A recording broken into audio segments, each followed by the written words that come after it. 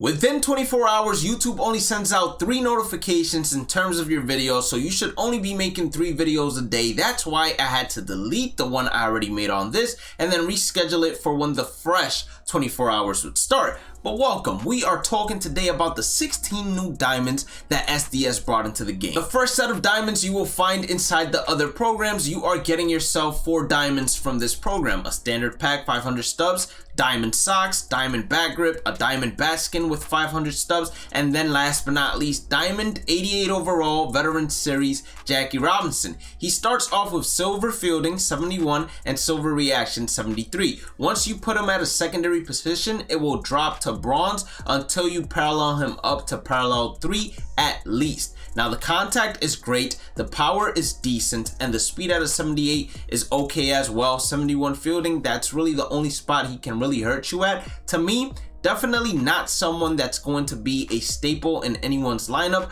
unless you're completely new to the game and are looking to add a diamond really quickly. How quickly? Well, if you go inside the moment, all you need to do is tally 1 hit to get this Jackie Robinson. So at first, I was a little disappointed to see an 88 overall Jackie Robinson on Jackie Robinson Day, but seeing how easy it is to obtain him, I'm perfectly fine with it. Now, if you want to make a charitable donation, you can head on over to the shop, then go to stubs, and in there you will see the Jackie Robinson Foundation pack, where the proceeds will go to the Jackie Robinson Foundation. In this pack, you will get yourself 5,000 stubs, a bat skin, a 75th, and a 42 profile icon as well. Small intermission time. Make sure you guys hit that like button, red subscribe button, turn on the channel notifications. It helps the channel grow and this video expand. And also, today we have Twitch drops on, so go ahead, check out the link for the Twitch inside the description as well as the Discord. Now, once again, back inside the other programs tab, you will find the April monthly awards program, where we have so far 4 golds, 5 actually,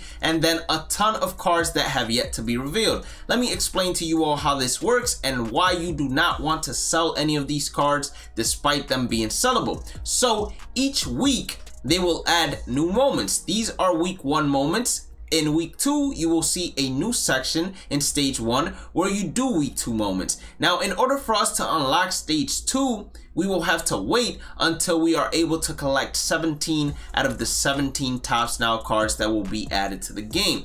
Once we have those 17, you get the 40 program stars and advance towards week 2. The reason you want to continue advancing throughout this program is because at the end of it, you will be getting a Player of the Month diamond card.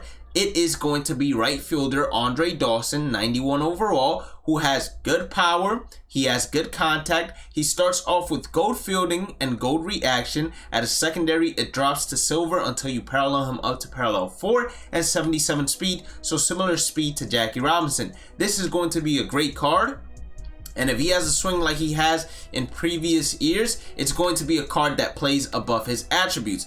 Now, getting towards this point, they said that in the future stages, there will be missions to do with certain players. I am assuming it's going to be parallel XP missions. And if not that, it's going to be tally certain stat missions. But let's take a look at the new Tops Now cards that came into the game. We have Jeremy Pena, shortstop from the Astros. He plays second base and third base as his secondary positions. Good stats all around for an 84 gold. You have Joey Bart, catcher position, gold arm strength at an 82, and then good contact, good power numbers. All of these cards are good budget gold cards. 88 hit per 9 for Hunter Green. It's unfortunate they did not give him outlier. I felt like he should have been at least deserving of that. He has a slider, changeup, and curveball, so not my favorite arsenal, only having 1 fastball, but he should do. And then you have Steven Kwan, amazing contact against both sides and good enough power against both sides. 77 fielding is silver fielding, parallel 3 it turns to gold, and he will have silver reaction until you parallel him up to parallel 5.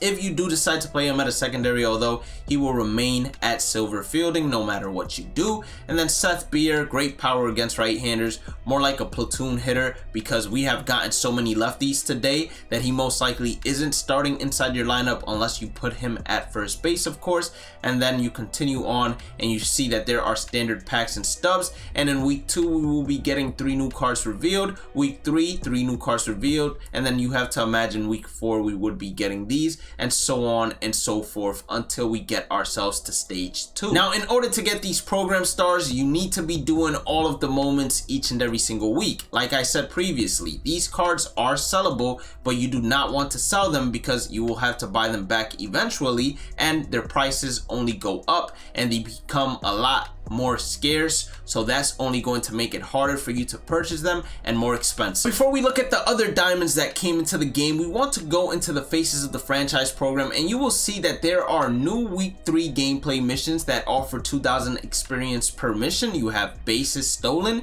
strikeouts, hits, home runs, extra base hits. You have breakout series hitters getting parallel XP with them, all-star series pitchers getting parallel XP with them. They didn't do hitters because of the mini seasons goal, and you guys know what I'm talking about. And then Faces of the Franchise, 3,000 parallel XP, live series 3,000 parallel XP. You can do this in any mode inside Diamond Dynasty, so that's a humongous plus. You should be knocking it out without a problem, without even having to make a team specific for that, unless you're doing one of the series at the bottom in terms of parallel XP grind. And then there is an all-star series collection. Even if you are done with the program, I highly suggest personally picking the 10 cards that have no sell on them and then collecting them in order to get 200 stubs at least. And then the same thing is going to happen with the breakout series. Personally select the 10 and get your 200 stubs as well. In terms of the packs, we got Big Dog set 3. I never buy these, so you guys will never see me open these packs. You got David Price.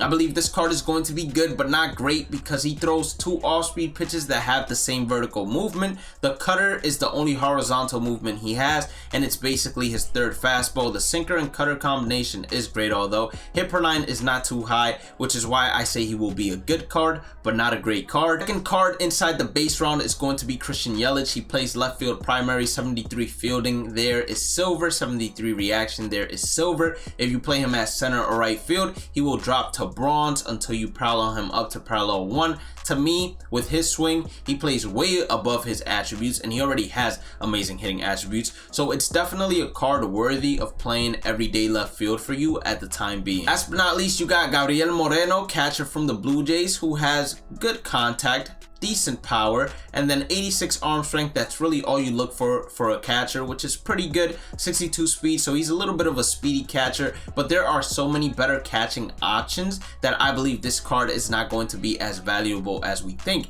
Now, in the long run, he might be a lot more valuable because he will be the least picked, but with the ability to get prospect packs non-stop, unlimited, I don't think he's going to be worth it. The base round, we have Nelson Cruz to start things off. Great contact and great power against right, but unfortunately it sacks a little bit versus left, which I was not expecting. He has bronze fielding and bronze reaction. I don't think he's going to be a card you want on your team, not even as a platoon hitter, as he's better against right-handed hitting. I think that at best he's just going to be someone you use in Battle Royale, or if you're making a Texas Rangers or Breakout Series team build. Neil Cruz, on the other hand, is going to be a prospect who's going to be good against right-handers and powerful against lefties. He has 72 fielding, so he starts off silver fielding, 73 reaction, silver reaction, plays secondaries of third, left, center, right. So once you go ahead and place him at a secondary, he drops to bronze fielding until you parallel him up to parallel 2. Lefty Grove has fastball, curveball, slider, changeup, so similar to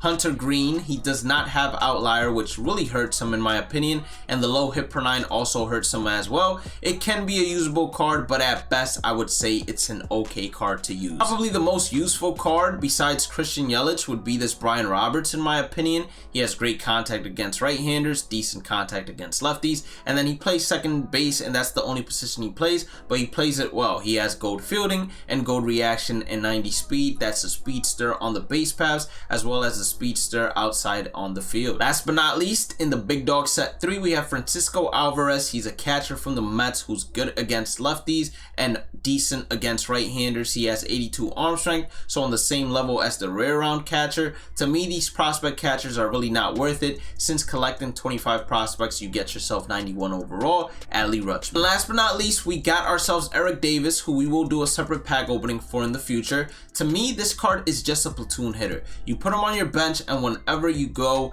into the point where you need a pinch hitter against lefties, this is where Eric Davis will shine. Other than that, he might come in as a pinch runner as well, as he does have 95 speed, 99 stealing, and base running aggressiveness. But fielding wise, you do not want him out there in center field, considering he only has 72 fielding, which is silver fielding, 83 reaction, which is gold, and if you put him at a secondary position, his silver fielding drops to bronze. Looking at the content schedule, the 19th, we will have an Astros program where you can unlock the Houston Astros Nike City Connect uniform, as well as a diamond that is included inside that program. They have yet to reveal that diamond, and they said they will leave it as a surprise. The 19th, we are also getting 3 new Battle Royale rewards, and amongst them will be a hidden legend. So I'm very excited to see who this hidden legend will be. He is not going to be a flawless reward. Instead, he will be part of the program. Most likely, it's going to be the 90 Battle Royale stars program reward. And then last but not least, we have ourselves the 21st